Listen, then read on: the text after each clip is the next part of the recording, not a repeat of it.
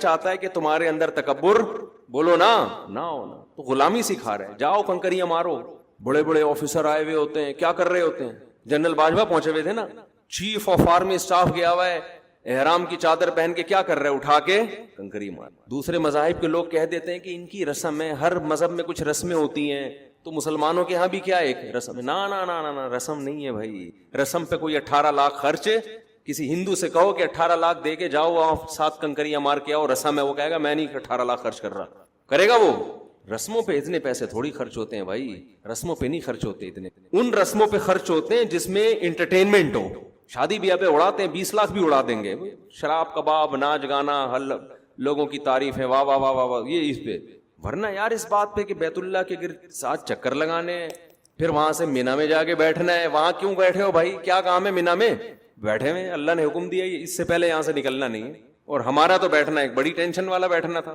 ہم مینا میں جا کے بیٹھے، دوبارہ سنا دوں، بہت تپا ہوا ہوں اس لیے، ہمیں تو حج پہ اللہ نے قبول کیا تو 10 گنا زیادہ ثواب ملے گا۔ مینا میں ہم بیٹھے ہیں، دروازہ کھلا، مفتی صاحب ہیں، لوگوں پتہ چل گیا نا، دروازہ بند کر دیا، اندر جو ہمارے لوگ بیٹھے ہوئے انہوں نے کہا نہیں ہے دروازہ بند، اندر سے اس میں کنڈی تو ہوتی نہیں کیونکہ وہ تو چند دن کے خیمے ہوتے ہیں نا۔ پھر دروازہ کھلا، مفتی صاحب ہیں، نہیں ہے جی دروازہ بند۔ تیسرا بندہ آیا، مفتی صاحب ہیں، اب جو اندر لوگ تھے وہ تپنا شروع ہو گئے۔ چوتھا بندہ آیا، مفتی صاحب ہیں، کہہ رہے بھائی آپ کیوں کسی کی پرائیویسی میں دخل اندازی کر رہے ہو؟ آپ کیوں دروازہ کھول رہے ہیں بھائی؟ میں دبکا ہوا چھپا ہوا گھسا ہوا ہوں پیچھے۔ اب یہ ڈانٹنا شروع ان لوگوں نے۔ پھر پانچواں آیا، مفتی صاحب ہیں، بھائی آپ کیوں کمرے میں آپ بغیر اجازت کے دروازہ کھول کے پوچھ رہے ہیں؟ یہ ہمارا کمرہ ہے، ہم یہاں بیٹھے ہیں۔ اچھا انکل سوری، معذرت چاہتا ہوں۔ چھٹا آیا، مفتی صاحب ہیں۔ ساتواں اندر گھس گیا، 2 بندے اندر بستر پھلانگتے ہوئے، مفتی صاحب ہیں۔ اب یہاں لڑائی شروع، گیٹ آؤٹ، نکل جاؤ یہاں سے، آپ کسی کے کمرے میں کیوں بغیر اجازت گھس رہے ہو؟ Uncle sorry. پھر وہ گئے، پھر اگلا آیا، مفتی صاحب ہیں۔ میں نے کہا ان سے کہو مفتی صاحب کا انتقال ہو گیا ہے، حقیقت میں نے یہ بولا، بولو مرحوم ہو گیا۔ میں نے کہا اس کے بغیر نہیں ہوگا۔ انہوں نے کہا کیا کہہ رہے ہیں انتقال ہو گیا؟ میں نے کہا انتقال کا مطلب شفٹ، یہ تھوڑی کہ دنیا سے چلے گئے۔ تو پھر میں کمرے سے نکل کے کہیں اور چلا گیا، لوگ آٹو پہ آئے ہوئے تھے نا، اطلاع تو مل گئی تھی کمرہ نمبر 107 میں۔ پھر آ رہے ہیں مفتی صاحب ہیں، پھر اگلا آ رہا ہے مفتی صاحب ہیں۔ اچھا شروع میں تو وہ گروپ کے ساتھی مجھ سے بڑے خوش تھے کہ ہم بڑے خوش قسمت ہیں، آپ ہمارے ساتھ ہیں۔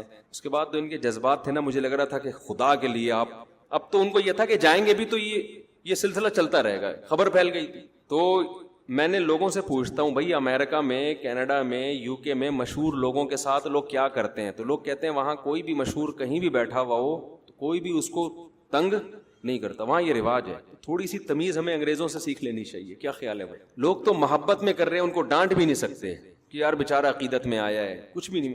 انہوں نے مجھے کہا آپ کا حوصلہ ہے مفتی صاحب، آپ کیسے برداشت کرتے ہو؟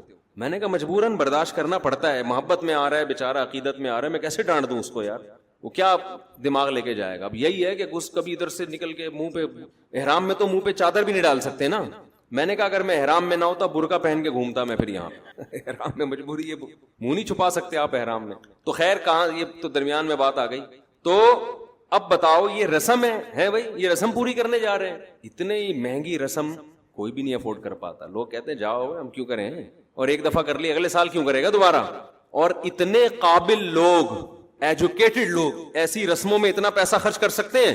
اتنے بڑے بڑے آفیسر جا رہے ہیں، سیاستدان جا رہے ہیں، ملکوں کے صدر آ رہے ہیں، رائل فیملی کے شہزادے آ رہے ہیں، سارے ایک ہی لباس ہے۔ ہمارے استاذ تو 25 سال سے حج کر رہے ہیں ہر سال، اللہ اور توفیق دے، ان کو بیت اللہ سے کوئی عشق ہے۔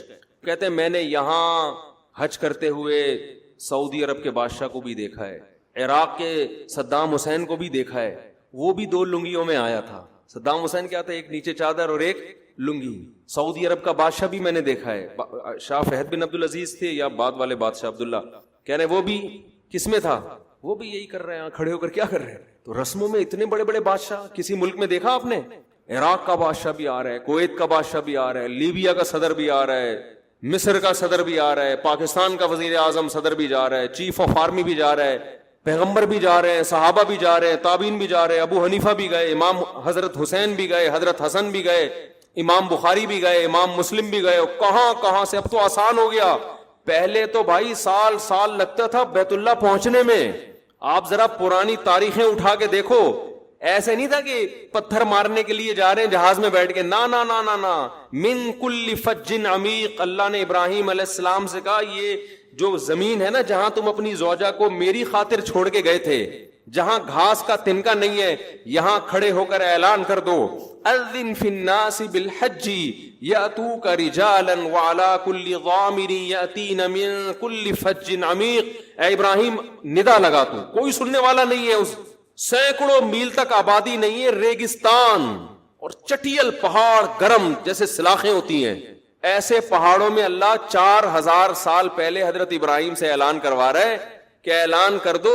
اس کا نتیجہ یہ نکلے گا کہ لوگ پیدل بھی آئیں گے اس گھر کی زیارت کے لیے, ریگستانوں کا سفر کر کے. لوگ اونٹوں پر بھی آئیں گے, اور کمزور اونٹوں پر. کمزور کیوں؟ اونٹ جب اپنے ملکوں سے چلے تھے, تگڑے تھے, چلتے چلتے یہاں تک پہنچتے پہنچتے اونٹ بھی کیا ہو جائیں گے, لاغر. من کل فج عمیق, ہر نشیب و فراز کو عبور کر کے سمندروں کے راستے. تو کیسے بھائی, یہ کوئی رسم ہے؟ جنگلوں کو طے کرتے آئے ہیں, سمندروں میں 4 مہینے سمندروں میں. آپ کو پتا ہے دنیا کے بعض ملک کیسے آباد ہوئے ہیں؟ حاجیوں کا پورا گروپ سمندر میں نکلا تھا, راستے کیا ہو گیا, گم, اور وہ سمندر کسی کہیں کنارے جا کے لگا, اب حاجیوں کو پتہ ہی نہیں کہاں جانا ہے, وہیں ایک ملک آباد ہو گیا, وہی لوگ رہ گئے حاجی. اور پہلے جب حاجی گھر سے جاتا تھا نا, تو ایسے نہیں ہوتا تھا کہ میں اگلی فلائٹ سے 15 دن میں 2 ہفتے بعد ٹھیک واپس پہنچ رہا ہوں. اپنا خیال رکھنا. وہاں جا کے بھی گھر والوں سے رابطے میں, اور گھر میں کیا پک رہا ہے. میں تو تھا نا وہ فیملی والے لوگ سارے, اور بیگم آج تم نے یہ انڈے آلو پکائے ہیں, اچھا میں آؤں گا تو میرے لیے یہ پکا کے رکھنا. تو اتنا ایسا ہو گیا ہے. پہلے نہیں ہوتا تھا. پہلے جب حاجی گھر سے باہر نکلتا تھا تو 50% واپسی کا چانس ہے, 50% کیا ہے, موت. ڈاکو بھی لوٹ سکتے ہیں, قحط بھی ہو سکتا ہے, وبائیں پھوٹتی تھی. اب تو ویکسین ہر آدمی ٹیکے لگا کے انجیکشن میں بیماریاں بھر کے نا, بھئی یہاں نکال کے جا جو کچھ بھی ہے, وہاں نہیں کھانسنا جا کے منہ پہ. پہلے تو بیماریاں, کتنے لوگ مر گئے. اور جب ریگستانوں کو کراس کر کے بیت اللہ پہنچتے تھے, چیخیں نکل جاتی تھی لوگوں کی. ایسا جذبہ تھا لوگوں میں, کیونکہ مشقت تھی تو اللہ نے جذبے بھی زیادہ رکھے تھے پھر لوگوں کو. تو اب بھی مشکل ہے, اب بھی آسان نہیں ہے. اب جو لوگ سمجھتے ہیں نا کہ حج بہت آسان ہے, اب تو جاؤ 5 دن حج میں تیل نکل جاتا ہے انسان کا. وہ جو منا اور مزدلفہ احرام کی حالت میں, اور پھر طواف زیارت, وہ آپ یوٹیوب پہ طواف زیارت ذرا لکھ کے سرچ تو کریں, کیونکہ 3 دن کے اندر سارے حاجیوں نے طواف کرنا ہے. ایسے چپک کے لوگ چل رہے ہوتے ہیں, آسان نہیں ہے آج بھی, کیونکہ اب مشکل اس لیے ہو گیا کہ لائف بہت لگژری ہو گئی ہے. تو اب اللہ نے یہ سہولتوں میں ہی وہ ٹینشن رکھ دی ہے. ہمارے ساتھ جو ایک مولانا تھے, عالم تھے, انہوں نے بتایا کہ ایسا بھی ہوا یہاں پہ کہ لوگ آئے, احرام باندھ لیا, عرفہ سے پہلے گھر چلے گئے کہ ہمارے اندر ہمت نہیں ہے حج کرنے کی. ایسے بدبخت لوگ بھی ہیں کہ بھئی ہمارے اندر ہمت نہیں ہے, بھئی یہ تو بہت ٹینشن کا کام ہے. تو تبھی تو بھاگنے کی کر رہے ہوتے ہیں لوگ جلدی جلدی. تو رسم ہے یہ, دنیا میں کہیں اتنی مہنگی رسم نہیں ہوتی, اور جس میں کوئی انٹرٹینمنٹ نہیں ہے. احرام میں جب انسان اتارتا ہے اتنا سکون ملتا ہے, اپنے شلوار قمیض میں آ گیا. بھائی کیا سکھایا جا رہا ہے, غلامی. کیا سکھایا جا رہا ہے, غلام ہو, پیسہ خرچ کرو. اور اللہ نے دھمکی کتنی بڑی دی ہے جو حج نہ کرے. کرنا کیا ہے, وہاں جا کے اللہ کے گھر کے چکر, اور پہلے 3 چکروں میں رمل کرنا ہے. اس میں بھی لوگوں کو شرم آ رہی ہوتی ہے. جب آپ حج پہ جاتے ہیں پہلے 3 چکر میں کندھا کھولنا ہی ہے. اب جس کی طبیعت میں حیا بہت زیادہ ہے اس کے لیے کندھا کھولنا آسان. کہہ رہے یار اللہ 2 چادریں پہنا دی, اسی پہ مشکل ہو رہا. اللہ کیا کہہ رہا ہے, یہ کندھا کھولو, اور پھر پہلوانوں کی طرح اچک کے چلو 3 چکروں میں.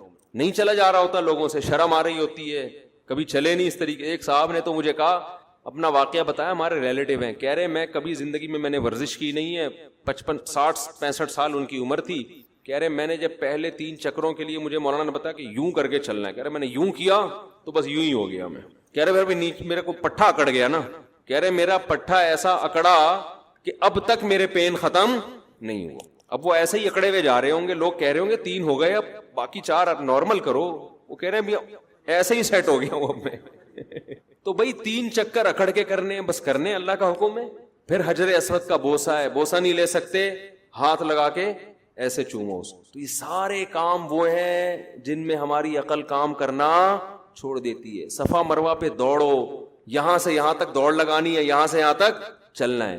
جنرل باجوہ بھی کر رہا ہے, وہی ضیاء الحق بھی کر رہا ہے, جنرل مشرف نے بھی کیا, زرداری صاحب نے حج کیا نہیں کیا مجھے نہیں پتا, وہ بھی کر رہے ہیں. بلاول بھٹو جائے گا, اللہ توفیق دے, اگر چلا گیا ہو تو اللہ قبول کرے, نہیں گیا ہو تو اللہ لے جائے, شاید اس کے بعد کچھ ملک کے حالات اچھے ہو جائیں.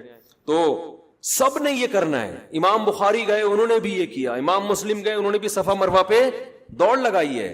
کیسے لگ رہے ہوں گے امام بخاری دوڑتے ہوئے جا رہے ہیں بھائی, امام ابو حنیفہ دوڑتے ہوئے جا رہے ہیں, ابو بکر صدیق دوڑتے ہوئے جا رہے ہیں, حضرت عمر دوڑتے ہوئے جا رہے ہیں, پیغمبر صلی اللہ علیہ وسلم دوڑتے ہوئے جا رہے ہیں. تو کیا ہے اسلام, کیا سکھانا چاہتا ہے؟ عبودیت, تم کس کے غلام ہو؟ اللہ کے. اس کے بغیر آپ کی نیکی دنیا قبول کرے گی, اللہ قبول نہیں کرے گا. تو میں بتا رہا تھا غیر مسلم اس پہ اعتراض کرے گا, بھائی اتنا پیسہ یار تم خرچ کر کے جاتے ہو, یہ اپنی کنٹری میں لگا دو, یہ بیوہ کو دے دو, یہ فلانے کو دے دو. ہم کہیں گے بھائی پہلے کس کا حق ہے؟ ہم تو بیوہ پہ خرچ بھی کس کے کہنے سے کرتے ہیں؟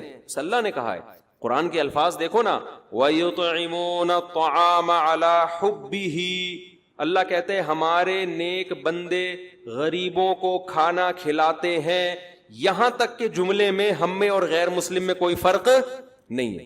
ہم بھی کہتے ہیں نیک بندے غریبوں کو کھانا کھلاتے ہیں, ہندو بھی کہتا ہے نیک بندے غریبوں کو کھانا کھلاتے ہیں, عیسائی گورے بھی کہتے ہیں نیک بندے غریبوں کو کھانا کھلاتے ہیں. اچھی علامت ہے نا غریبوں کو کھلانا.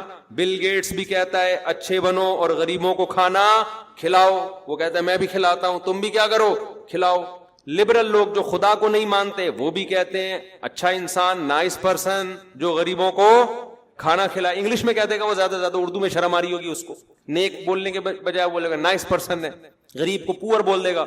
تو یہ اس پہ سب متفق ہیں, کوئی اردو میں ڈیفائن کر رہا ہے, کوئی انگلش میں, کوئی پشتو میں, لیکن قرآن کہہ رہا ہے نا نا نا نا نا نا نا نا, میری نظر میں نیک کی ڈیفینیشن یہ نہیں ہے. وَيُطْعِمُونَ الطَّعَامَ پہ تو ساری دنیا متفق ہے. یہ سمجھانے کے لیے مجھے پیغمبر کو بھیجنے کی ضرورت نہیں تھی.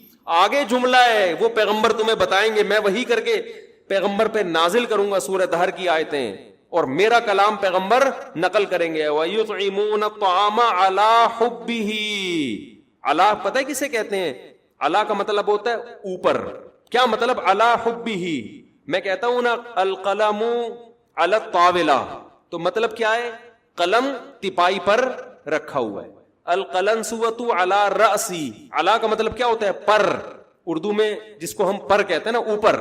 میں کہتا ہوں پگڑی یا ٹوپی میرے سر کے اوپر ہے. اب قرآن کے لفظی ترجمہ دیکھو, یہ لوگ لوگوں کو کھانا کھلاتے ہیں علی حبہ, محبت کے اوپر, یعنی محبت اللہ کی نیچے ہوتی ہے اور کھانا کیا رکھا ہوا ہوتا ہے؟ اوپر. لفظی ترجمہ اس کا یہ ہوگا, یہ کھانا اللہ کی محبت کے گویا اوپر رکھ کے کھلاتے ہیں. لفظی ترجمہ یہ, اللہ کی محبت نیچے ہے, کھانا اس کے, ارے ہونا تو یہ چاہیے کھانا پلیٹ کے اوپر رکھ کے کھلائے نا. مشکل ہے یار بات سمجھانا. کھانا کھلائیں پلیٹ پہ رکھ کے, میز پہ رکھ کے, دسترخوان پہ رکھ کے. اللہ کیا کہتے ہیں؟ اللہ کی محبت پہ رکھ کے کھلاتے ہیں. کیا مطلب؟ کوئی چیز کسی چیز کے اوپر رکھی ہوتی ہے تو نیچے والی چیز اس کی بیس ہوتی ہے, بنیاد. نیچے والی چیز کیا ہوتی ہے؟ بیس. وہ ہٹائیں گے تو وہ چیز گر جائے گی. ایک چیز میز پہ رکھی, میز ہٹائیں گے تو کیا ہوگی؟ گر جائے گی. گر کا مطلب ختم. اللہ کہتے ہیں محبت کی تپائی نیچے سے ہٹا دو نا, ان کا کھانا ختم. اللہ کی محبت کی میز کے اوپر ان کا کھانا رکھا ہوا ہوتا ہے, جو اللہ کے بندوں کو کھلا رہے ہوتے ہیں. یہ میز اگر کھینچ دی جائے تو کھانا دھڑام سے گرے گا, ختم. کیا مطلب؟ کھانا کھلانے کی بنیاد اللہ کی محبت ہے, اس کے علاوہ کوئی اور چیز نہیں ہے. یہ والا کھانا اللہ کی نظر میں نیکی ہے. اگر وہ کھانا جس کی بیس خدا کی محبت نہ ہو, اللہ کو راضی کرنے کا جذبہ نہ ہو, اللہ کی رضا کی تلاش نہ ہو, اس کھانے کو اللہ لفٹ نہیں کرا. کھلاتے رہو پوری دنیا کو, اللہ کہیں گے ٹھیک ہے پبلک تمہیں اس کا بدلہ دے دے گی. غریب شکریہ ادا کر دے گا اور غریب تم سے خوش ہو جائے گا, اور لوگ بھی واہ واہ کر دیں گے, بل گیٹس نے اتنے لوگوں کو کھانا کھلایا اور بل گیٹس بہت اچھا ہے, تو بس یہ تعریف ہو گئی نا, ختم. اللہ کی نظر میں یہ نیکی نیکی. میں سمجھا پا رہا ہوں اپنی بات؟ تبھی آگے قرآن نے اسی کو مزید ڈیفائن کیا کہ چونکہ ان کی نظر میں جب یہ کھانا کھلاتے ہیں تو جس میز پہ رکھ کے کھلاتے ہیں وہ میز کیا ہوتی ہے؟ اللہ کی محبت. علی حبہ, اس اللہ کی محبت میں, یعنی بیس اس کی اللہ کی محبت ہے. یہ بیس نہ ہوتی تو کھانا بھی نہ ہوتا, اور یہ بیس ہوتی تو یہ کھانا بھی ہے. یہ دونوں لازم ملزوم ہیں. جذبہ ان کا اللہ کو راضی کرنا ہے, غریب کو خوش کرنا نہیں ہے. خوش بھی غریب کو اگر کر رہے ہیں تو اللہ کو خوش کرنے کے لیے.